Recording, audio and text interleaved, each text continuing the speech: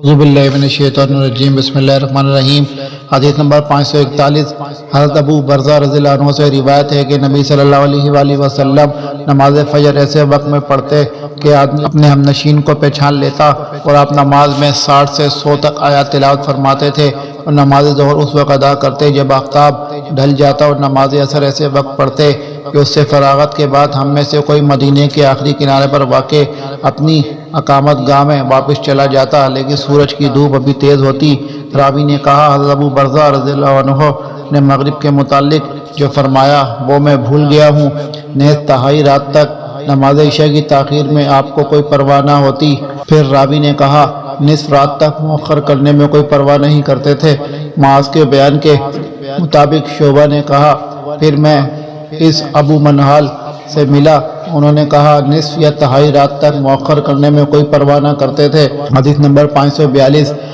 انس بن مالک رضی اللہ عنہ سے روایت ہے، انہوں نے فرمایا، جب ہم رسول اللہ صلی اللہ علیہ وآلہ وسلم کی ابتدا میں نماز ظہر ادا کرتے تو گرمی سے بچاؤ کے لیے اپنے کپڑوں پر سجدہ کیا کرتے تھے۔ باب نمبر 12، نماز ظہر کو وقت عصر تک مؤخر کرنا۔ حدیث نمبر 543۔ حضرت ابن عباس رضی اللہ عنہما سے روایت ہے کہ نبی صلی اللہ علیہ وآلہ وسلم نے مدینہ منورہ میں ظہر اور عصر کی 8 رکعتیں اور مغرب و عشاء کی 7 رکعتیں ایک ساتھ پڑھی۔ ایوب سختیانی نے کہا، شاید بارانی شب میں ایسا کیا ہو۔ جابر بن زید راوی نے کہا، شاید فائدہ سفر کے علاوہ حضر میں بھی 2 نمازوں کو جمع کیا جا سکتا ہے، بشرط یہ کہ کسی اہم ضرورت کے پیش نظر کبھی کبھار ایسا ہو اور اسے عادت نہ بنایا جائے، جیسا کہ مذکورہ حدیث سے پتہ چلتا ہے۔ ایک روایت میں ہے کہ راوی حدیث نے حضرت ابن عباس رضی اللہ عنہما سے دریافت کیا کہ رسول اللہ صلی اللہ علیہ وآلہ وسلم نے ایسا کیوں کیا، تو ابن عباس رضی اللہ عنہما نے جواب دیا، ایسا امت کی سہولت کے پیش نظر کیا گیا تاکہ یہ امت کسی تنگی اور مشقت میں مبتلا نہ ہو۔ ہمارے ہاں عام طور پر کاروباری حضرات کا معمول ہے کہ وہ سستی یا کاروباری مصروفیات کی وجہ سے 2 نمازیں جمع کر لیتے ہیں۔ یہ صحیح نہیں، بلکہ بعض روایات کے مطابق ایسا کرنا سخت گناہ ہے۔ ناگزیر حالات کے سوا ہر نماز کو اس کے وقت ہی پر پڑھنا ضروری ہے، واللہ عالم۔ باب نمبر 13، نماز عصر کا وقت۔ ابو اسامہ نے ہشام سے نقل کرتے ہوئے کہا ہے، سیدہ عائشہ رضی اللہ عنہا کے حجرے سے مراد ان کے حجرے کا سین ہے۔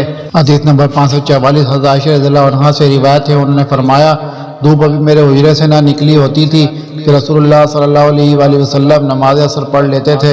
حدیث نمبر 545۔ حضرت عائشہ رضی اللہ عنہا ہی سے روایت ہے، انہوں نے فرمایا، رسول اللہ صلی اللہ علیہ وآلہ وسلم نے نماز عصر ادا کی جبکہ دھوپ ابھی میرے حجرے میں باقی تھی اور مکمل طور پر اس میں سایہ نہ آیا تھا۔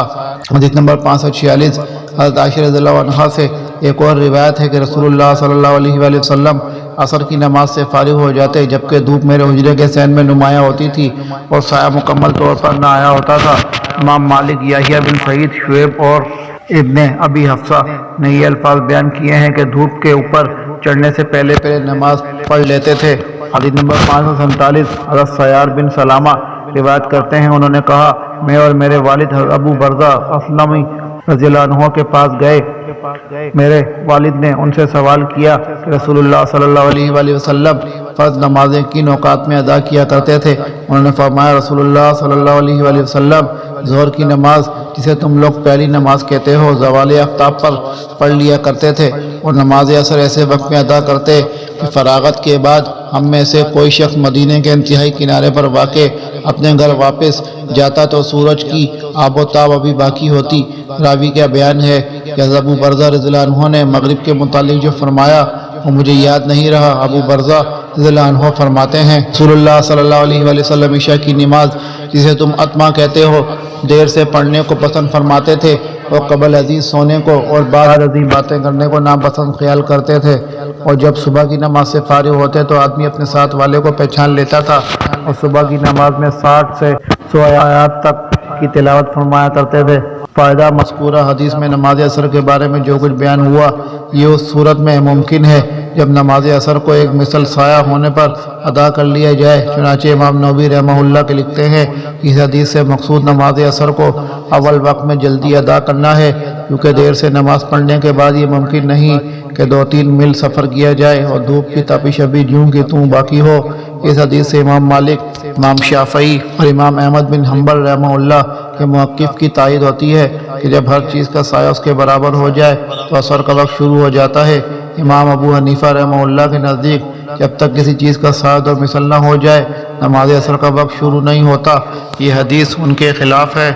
حدیث نمبر 548 انس بن مالک رضی اللہ عنہ سے روایت ہے، انہوں نے فرمایا ہم رسول اللہ صلی اللہ علیہ وآلہ وسلم کے ساتھ نماز عصر پڑھ لیتے، فراغت کے بعد کوئی شخص قبیلہ عمر بن عوف تک جاتا تو انہیں وہاں نماز عصر میں مصروف پاتا۔